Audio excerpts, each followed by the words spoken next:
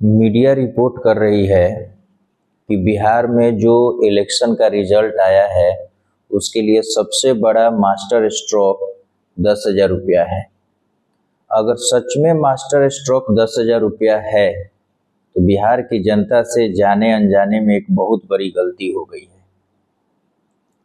इस 10,000 रुपया के वजह से कई माँ बाप जो ये सोचकर वोट दिए हैं कि उन्हें 10,000 रुपया मिल गया है, वो अपने बाल बच्चे को फिर से 5 साल के लिए अलग कर दिए और उनके बेटा बेटी फिर से जाके शहरों में उसी तरीके से धक्का खाएंगे और उसी दुख में, उसी तकलीफ में, उसी पीड़ा में रहेंगे जिसका अंदाज़ा लगाया नहीं जा सकता है।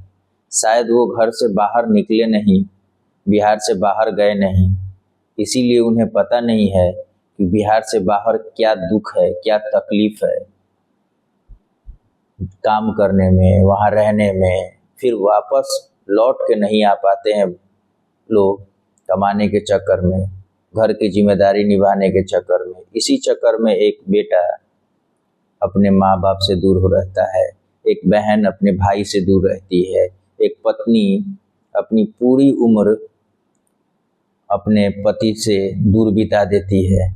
क्यों? क्योंकि पति अगर अपने पत्नी को लेकर चला गया वहाँ, तो हो सकता है कि वो जितना कमा रहा है वो खर्च के लिए ही कम पड़ जाए, तो वो घर पे माँ बाप के लिए कैसे भेजेगा।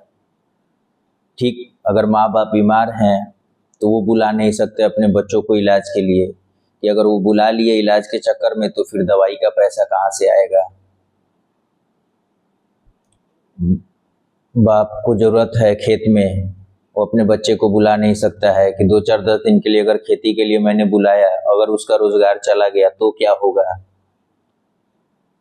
तो ये बात बिल्कुल सोचने वाली है कि गलती तो हो गई है और बहुत बड़ी गलती हो गई है। इसमें ना किसी की प्रयास की गलती है, लोग मजाक उड़ाएंगे कि पैसा था, कहीं से लाया था, खर्च कर दिया, अब चला जाएगा, खुद कमाने चला जाएगा, ये लोगों को क्या स्ट्रेटेजी बताएगा। एक बार सही प्रयास हो रहा था कि कम से कम बिहार के लिए कुछ अच्छा हो, लेकिन बिहार की जनता 10,000 रुपया। अब मैं ये भी कहना चाहता हूँ कि सोचिए बिहार में कितनी बदहाली है, मात्र 10,000 रुपया में बिहार की जनता ने अपने आने वाले 5 साल को ही बेच दिया।